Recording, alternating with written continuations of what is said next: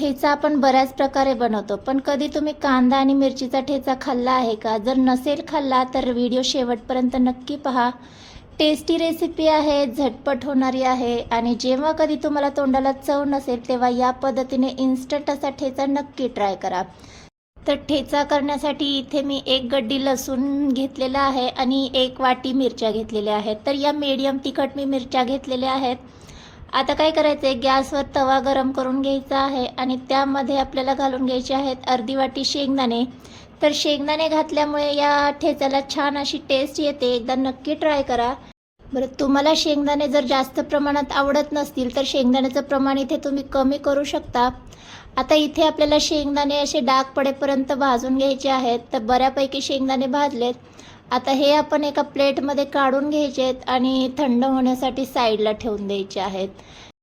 तर इथे आता आपण शेंगदाणे पूर्णपणे थंड करून घेऊया. तोपर्यंत त्याच तव्यामध्ये काय करायचं आहे, आपण ज्या मिरच्या घेतल्या आहेत त्या भाजून घ्यायच्या आहेत. तर इथे आपल्याला तेल न टाकता मिरच्या अशाच भाजून घ्यायच्या आहेत. तेल न टाकता भाजल्यामुळे मिरच्यांना छान अशी टेस्ट येते. तर या पद्धतीने थोडंसं हलकंसं प्रेस करायचं आहे चमच्याने आणि मग या मिरच्या आपल्याला भाजून घ्यायच्यात. याने काय होईल, आतपर्यंत त्या छान अशा भाजल्या जातात.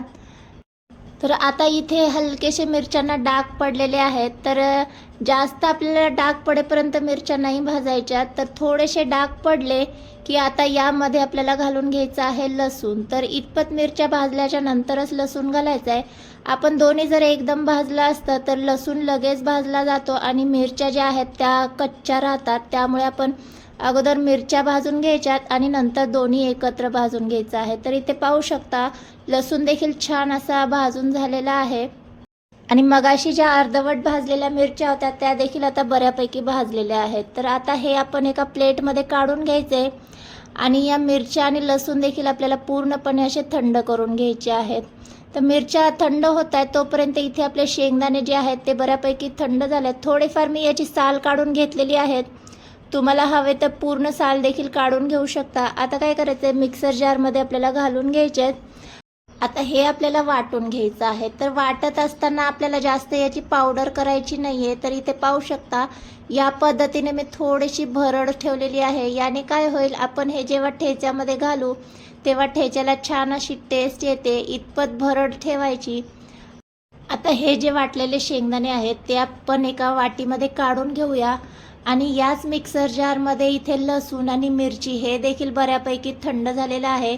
ते मिक्सर जारमध्ये आपल्याला घालून घ्यायचं आहे आणि हे देखील भरड असं वाटून घ्यायचं आहे. तर आपण शेंगदाणे आणि मिरची सेपरेट वाटून घेतलेली आहे. तर एकत्र वाटली तर आपल्याला परफेक्ट असं वाटता येणार नाही, त्यामुळे सेपरेटच वाटायचं आहे. तर हवं तर तुम्ही हे खलबत्त्यामध्येही वाटून घेऊ शकता, पण मी इथे इन्स्टंट करण्यासाठी मिक्सरचा वापर केला आहे. या पद्धतीने मी भरड करून घेतलेली आहे. आता काय करायचं आहे, गॅसवर पुन्हा मी तोच तवा गरम करून घेतलेला आहे आणि त्यामध्ये साधारण 1 चमचाभर इतकं तेल गरम करून घ्यायचं आहे. तेल छान असं गरम झालं की यामध्ये 1 चमचाभर जिरे घालून घ्यायचे आहेत आणि जिरे छान तडतडले की इथे यामध्ये मी घेतलेला आहे एक कांदा, जो बारीक चिरून घेतला आहे तो घालून घ्यायचा आहे. कांदा तुम्ही स्किप केला तरी चालेल, पण कांद्याचा ठेचा आपण करत आहोत त्यामुळे कांदा घालायचा. कांद्याने एक ठेच्याला छान अशी वेगळी टेस्ट येते. एकदा ट्राय करा. तर कांदा इथे जास्त आपल्याला डार्क करायचा नाही आहे. थोडाफार सॉफ्ट झाला म्हणजे गोल्डन कलर आला की यामध्ये आपण जे लसूण आणि मिरची वाटून घेतली होती ती घालून घ्यायची आहे आणि सोबतच यामध्ये शेंगदाण्याची जी भरड केली होती ती देखील घालून घ्यायची आणि चवीनुसार मीठ घालून घ्यायचं आहे. तर हे सगळं घालून झालं की आता मीडियम गॅसवर आपल्याला हे 2 ते 3 मिनटं छान असं परतवून घ्यायचं आहे.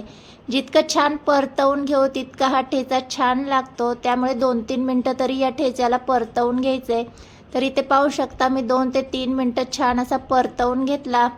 आता इथे आपला ठेचा तयार झालेला आहे. आता गॅस बंद करून घेऊया आणि इथे आपला ठेचा काढून घ्यायचा आहे. तर मस्त झणझणीत असा इथे आपला कांदा मिरचीचा ठेचा तयार झालेला आहे. तर हा कांदा मिरचीचा ठेचा भाकरीसोबत, चपातीसोबत, कशासोबतही खूपच टेस्टी लागतो.